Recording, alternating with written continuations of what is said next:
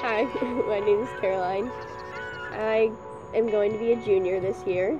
I go to Frank W. Cox High School. I live in Virginia Beach. I love it here. Couldn't imagine living anywhere else. I went to my soccer games and it was like a pretty average morning. Like, went to my first game, had lunch, and it was after my second game that I kind of knew something was up. I just remember I didn't even ask her first what was wrong. I asked her, am I gonna cry? And she said, yeah. We hadn't left the parking lot yet, and she told me about what happened to Sarah. And I don't know, it was like my first reaction wasn't to cry or to be sad. Like, so I asked her, is she like okay? Like, is she gonna be okay? And she just nodded her head, and at first like a million things came rushing through my head, but I think the one thing I thought was like when am I gonna like wake up, because it like didn't even feel real. I just remember I asked my sister's friend who was driving to pull over on the car, and I just sat in the curb and I cried. Then that's when I started crying, and I just kind of like thought to myself, like, first, why? I don't know, it was something I'd never ever imagined myself like having to deal with, especially from my sister. That's the worst part about somebody passing like this, because you'll never know why.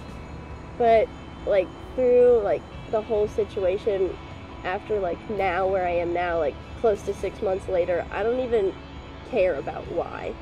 And I mean, everyone comes up to me and tells me about how I'm strong I'm being and how like inspirational it is, but it's only because I have all these people here that I know, like, because I don't feel like I'm going through this alone at all. Like, I've never had a feeling of being alone or feeling lonely. I don't think I probably wouldn't have stayed with soccer if it wasn't for Sarah, just because it was always like that competitive factor where like we always had to be better than the other one. Just little things like how she was always like so clumsy. Like, I don't think she stayed on her 2 feet longer than like 2 minutes without being on the ground, and just little things like that about her, and how witty she was and clever. And it was just so annoying because half the time I couldn't win an argument because I had no idea what she was saying, because she was so smart and used such big words. Everybody has that about themselves. Everyone has those little things about you that everyone likes. And that's why I don't think people can be replaced, because no matter how hard I try to be witty or clever or clumsy, like, it's like you can never pull it off the way someone else does. Everyone has their own little way that they go about life that no one else can copy.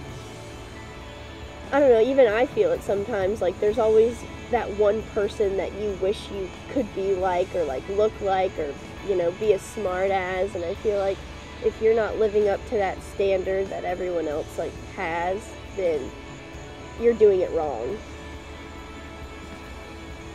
A lot of people are not okay that like you would have no idea about.